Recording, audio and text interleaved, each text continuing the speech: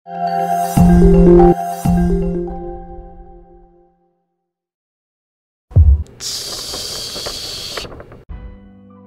awal film kita diperlihatkan dengan sebuah adegan tarian dari seorang penari wanita seksi dengan diiringi dancer berbaju hitam.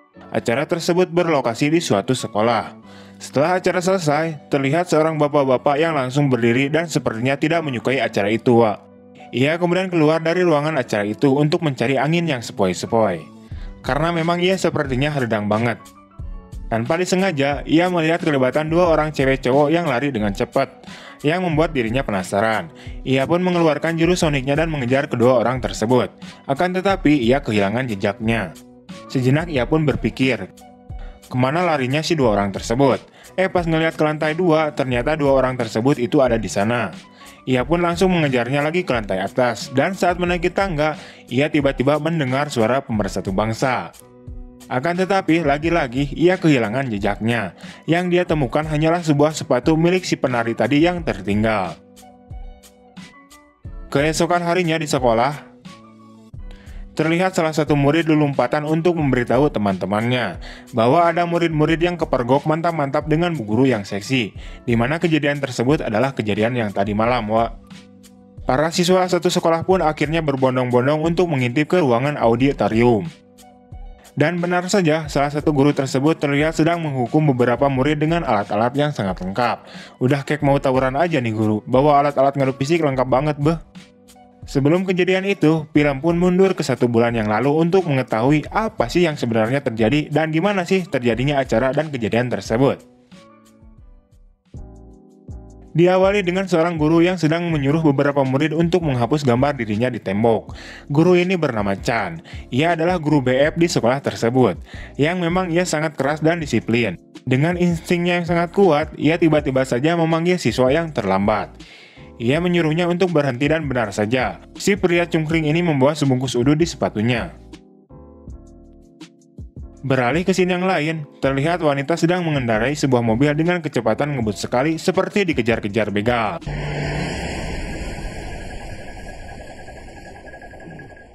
Kampret sekali memang begal, meresahkan masyarakat, euy. Balik lagi ke sekolah, Chan sedang menghukum beberapa murid dan tiba-tiba saja ia mendengar suara mobil menderung dengan kencang dan berhenti tepat di depannya. Tak lama kemudian, seorang wanita cantik seksi aduhai keluar dari mobil tersebut. Wanita tersebut bernama Jiung. Ia adalah guru Perancis baru yang akan mengajar di sekolah tersebut. Ia begitu sangat aduhai, sehingga membuat semua murid tertuju padanya. Sampai-sampai seorang siswa bernama Meong jadi keinget kucing, meong-meong. Saat melihat guru baru itu, ia olohok sampai-sampai susunya itu muncrat ke mukanya. Saat Jiung berjalan untuk masuk, ia tiba-tiba digerowan oleh salah satu temannya. Guru ini bernama Jina, di mana ia juga guru baru yang akan mengajar di sekolah tersebut. Jiung kemudian mengajak Jina untuk pergi ke kantin. Karena tidak tahu lokasinya, ia kemudian menanyakan lokasi kantin kepada Meong. Woi, jawab woi. Ditanya kok malah diam-diam baik. Anjir, gue lupa kan ini masih di pause, kampret.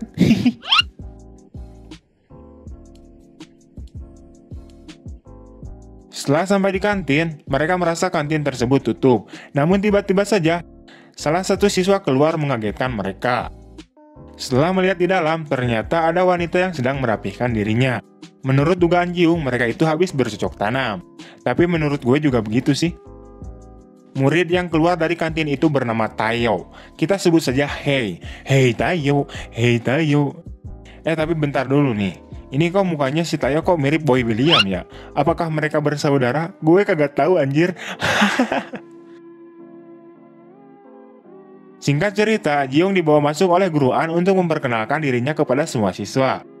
Guru An kemudian menyuruh semua siswa untuk bertanya kepada Jiung. Tiba-tiba saja Meong bertanya, apakah Jiung ini sudah pernah berciuman? Jiung pun menjawab, setiap kali pacaran saya selalu tancap. Mantap. Setelah itu Jiung kaget, ternyata Tayo yang baru saja dilihatnya di kantin tadi, ia adalah seorang ketua kelas. Selang waktu beberapa saat, Guru An kemudian memberitahu semua siswa bahwa sekolah mereka akan mengadakan sebuah acara festival sekolah. Ia kemudian menunjuk 3 orang siswa yang bandel di kelas itu untuk berpartisipasi dalam acara tersebut.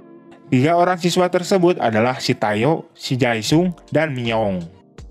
Guru An juga mengatakan agar Jiung juga berpartisipasi dalam festival dan membantu tiga orang siswa itu.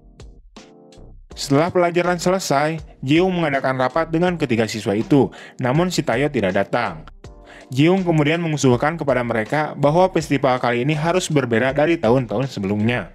Ia ingin mengadakan tarian modern dan memperagakannya di depan mereka. Mereka awalnya menolak ide tersebut, namun mereka mendadak setuju setelah Jiung memperagakan gerakannya. Di lapangan, Tayo sedang bermain basket dan Jiung menemuinya. Jiung menanyakan kepada Tayo, sampai kapan Tayo bolos untuk latihan acara festival. Akan tetapi, Tayo mengatakan bahwa dirinya tidak tertarik dengan festival tersebut. Ia juga memberitahu Jiung bahwa stokingnya bolong.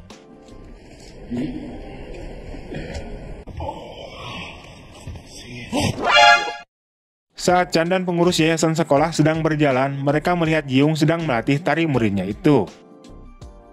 Setelah latihan selesai, Chan kemudian mengatakan pada Jiung bahwa dirinya tidak suka terhadap festival tariannya. Singkat cerita, Tayo juga akhirnya tertarik dan mulai mengikuti latihan tersebut. Pada keesokan paginya, saat Guru Chan sedang menghukum beberapa siswa, tiba-tiba saja Tayo dan Guru Jiung menyapanya. Dan Guru Chan langsung terkejut bercampur curiga dengan mereka berdua. Saat Guru Chan mengajar, ia memanggil Tayo, Jae, dan Myong untuk maju ke depan mengerjakan soal yang ia berikan. Akan tetapi, Jae dan Myong tidak dapat menjawab soal yang Guru Chan berikan, dan akhirnya bahwa mereka pun jadi sasaran cambukannya. Namun di sini, Tayo bisa menjawab soal yang Guru Chan berikan, dan lolos dari kesadisan Guru Chan.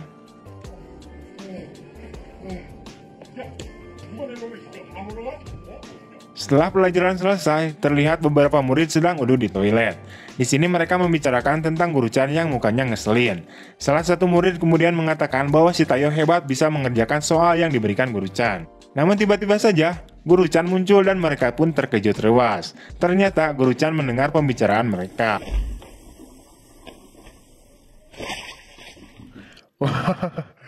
Mereka kagak tahu anjir, sebenarnya Pak Guru Chan sedang boker di dalam toilet. Pada keesokan harinya, terlihat Jiung sedang mengukur badan para murid dengan diawasi Guru Chan. Di sini Guru Chan seperti makin curiga terhadap Jiung dan Tayo. Siang harinya, Tayo mendatangi lagi Jiung di perpustakaan, dan akhirnya mereka pun jadi berciuman. Saat itu juga, tiba-tiba saja Guru Chan datang. Guru Chan kemudian mencari-cari keberadaan mereka, namun ia tidak menemukan mereka. Padahal mah aya di tukangan nyumput di tukangan lomari tah. Saat di kantor, Jiung selalu didekati oleh Guru An. Tak lama kemudian, Jiung menanyakan wajah si Jae yang terlihat tua.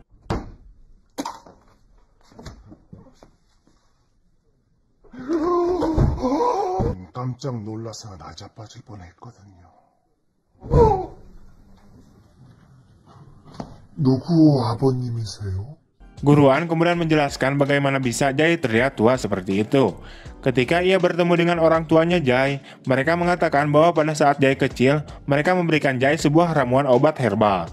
Namun setelah meminumnya, wajah Jae kemudian terlihat seperti orang tua.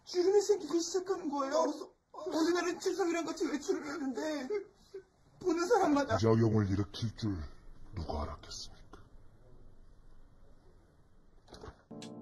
Di malam harinya, terlihat Jae di kamarnya sedang menghayalkan Jiung yang aduhai sambil koli, sehingga tisu buat nyusut cairan kental dari rudalnya cepat habis.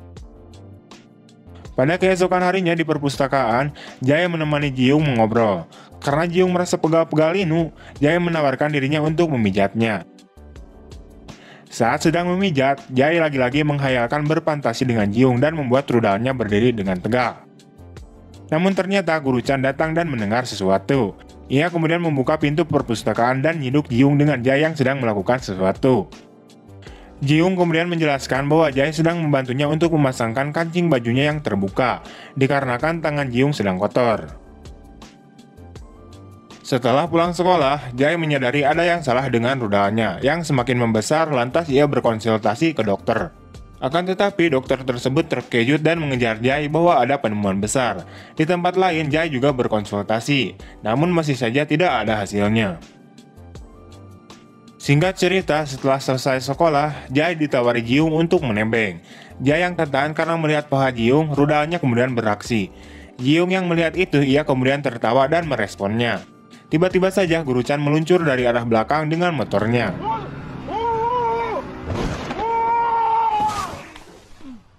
Rupanya Ji-young mengambil benang dengan mulutnya. Pada keesokan harinya saat di sekolah, terlihat Ji-young sedang mengukur baju Jae.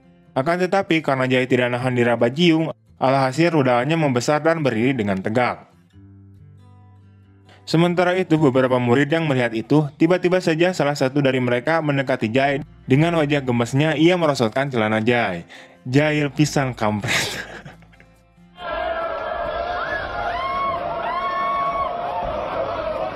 Sontak semua orang terkejut karena melihat rudalnya si Jae. Setelah itu Jae menjadi stres karena malu. Ia mabuk Ji-young di atas rangkai besi sambil hujan-hujanan. Akhirnya Ji-young menyusul Jae dan membawa Jae ke dalam mes sekolah. Saat Jae sedang diobati oleh Ji-young, tiba-tiba saja di luar, Guru Chan melihat mereka dan berpikiran yang lain-lain tentang apa yang mereka lakukan.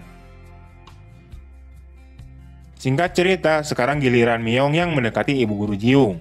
Saat di dalam kantor, tiba-tiba saja Myeong memeluk Ji-young dan mengatakan bahwa dirinya mencintai Ji-young. Akan tetapi di sini, Ji-young memberikan tantangan kepada Myeong. Jika Myeong bisa mendapatkan nilai 90 dari hasil ulangan bahasa Prancisnya, ia akan bersedia kencan dengan Myeong. Setelah kejadian itu, Myeong mulai belajar dengan giat dan membuat teman-temannya keheranan. Pada saat pengumuman nilai ulangan, Myeong kecewa karena ia mendapatkan nilai 8,8 dan merobek kertas ulangannya. Akan tetapi setelah ada koreksi jawaban, ternyata ia mendapatkan nilai 90. Dan pada akhirnya ia menagih janji bu guru Ji-young untuk berkencan dengannya.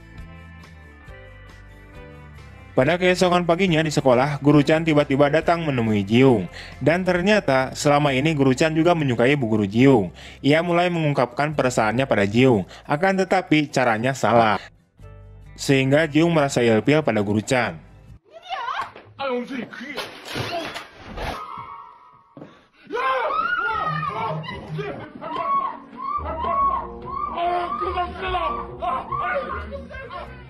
Pada suatu malam, tibalah festival sekolah digelar. Sebelum mereka tampil, Myeong memberikan Ji-young sebuah minuman perangsang. Akan tetapi saat Ji-young akan meminumnya, mereka tiba-tiba dipanggil untuk mulai tampil ke panggung. Alhasil minuman tersebut tidak jadi ia minum.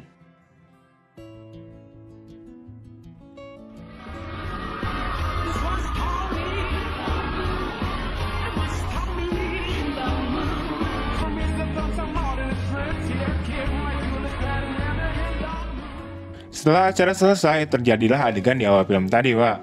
Dimana di awal film tadi, pada keesokan paginya, Guru Chan sedang menghukum dan menginterogasi mereka bertiga karena dekat dengan bu guru Ji-young.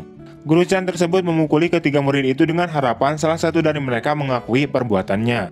Sementara itu, Ji-young yang merasa sakit hati atas tuduhan Guru Chan, pada akhirnya ia membuat pernyataan bahwa semua berita tentang dia hanyalah gosip semata. Mereka kemudian keluar dari ruangan itu. Tiba-tiba saja Jina muncul dan memanggil Guru An. Ternyata yang meminum minuman perangsang itu adalah Guru An dan Guru Jina.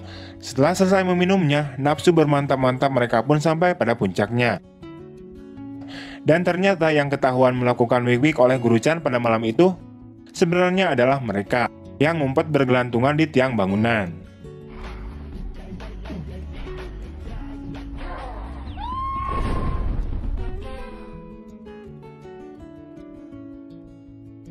Dua tahun kemudian, sekarang Tae sudah menjadi mahasiswa dan sedang menggoda dosennya. Namun sifat hebohnya masih saja belum hilang. Di sisi lain, Myeong sudah menjadi seorang penjual obat perangsang. Sementara itu, Jae sekarang menjadi artis yang sangat terkenal. Dan film pun tamat.